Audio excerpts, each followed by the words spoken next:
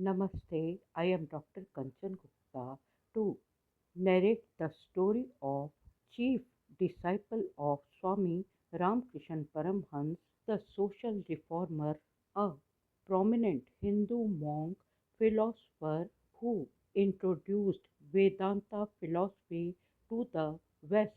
His name was Narendranath Dutt, but he was called Naren at house. His father's name was Vishwanath Dutt, was an attorney at Kolkata High Court. His grandfather, Durgacharan Dutt, was the Persian and Sanskrit scholar.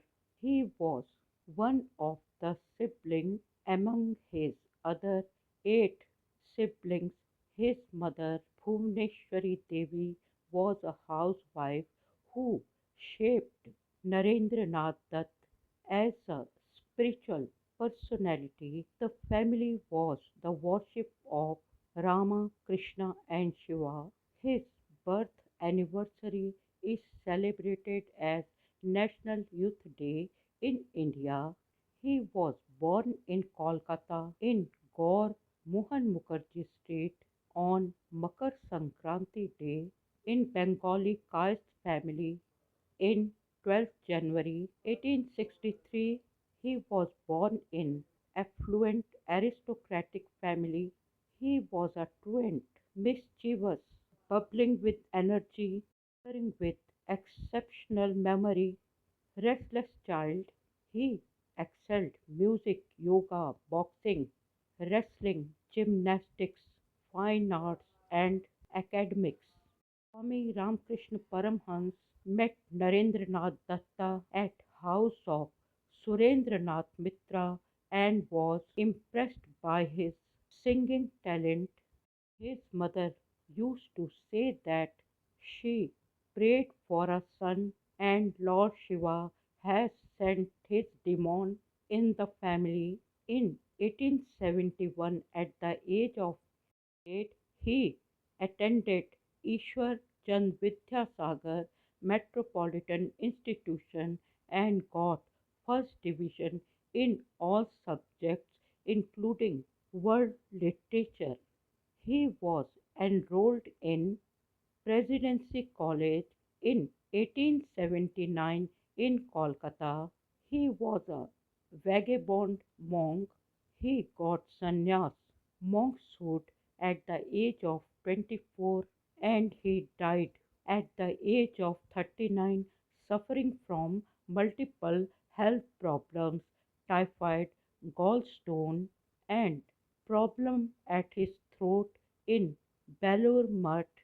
Swami Ramakrishna Paramhans and Ma Sharda asked him to go abroad and spread Hindu philosophy. His speech at the Parliament of Religions in Chicago in 1893 brought Vedanta philosophy to a global audience and earned him international recognition.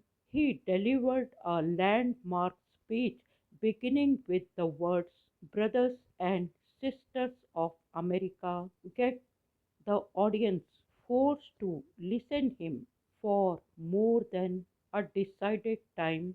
There was a big sound of clappings about his lecture on Hindu philosophy and Vedanta philosophy.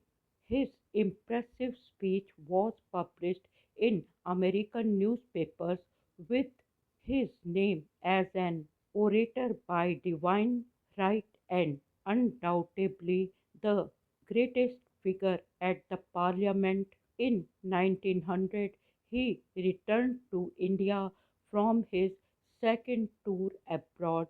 He established Vedanta Society in New York, Los Angeles, California, San Francisco, and advocated religious tolerance and universal acceptance.